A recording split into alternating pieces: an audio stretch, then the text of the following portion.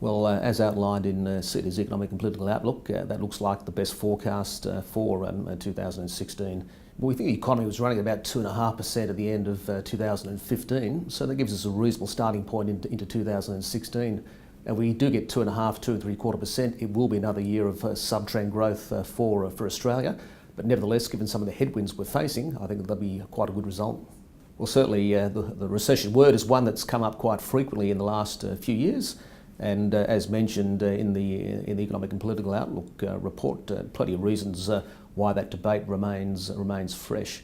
But when you think about the factors that are likely to drive that recession, well, we've got a fair amount of defences in place. So the drop in the Aussie dollar, for example, is a good defence against falling commodity prices. The pickup that we're seeing in residential construction is a good offset to the downturn in mining capex that is underway. And of course, we're starting from a position where economic policy in Australia is actually quite supportive. Record low interest rates, for example, makes it quite hard, I think, to tip the economy into recession.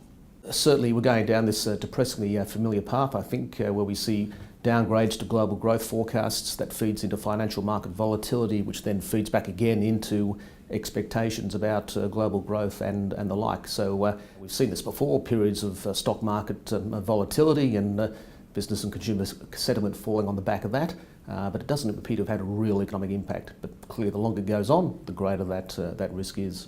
It's certainly an environment where I think we should be prepared for more volatility. Well, I think the sectors that we'll see moving ahead this year are those that will benefit from the environment we have now. So from lower interest rates, from the drop in the Australian dollar. So we expect to see further growth in residential construction on the back of that interest rate story, for example. And we're certainly seeing the low Aussie dollar helping in some areas.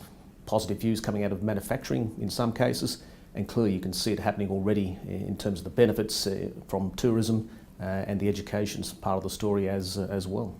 Domestically, it's all about absorbing the downturn in mining capex that's underway. And it's all about absorbing the downturn in commodity prices and the drag that's putting onto Australian incomes as well. Income growth has been exceptionally weak in Australia over the last few years, and that raises risks for governments who struggle to lift their revenues the way they want to. It raises problems for businesses who struggle with their profitability, and of course for households who have to struggle against weak income in growth. So that income story, I think, is the main domestic risk to follow for 2016.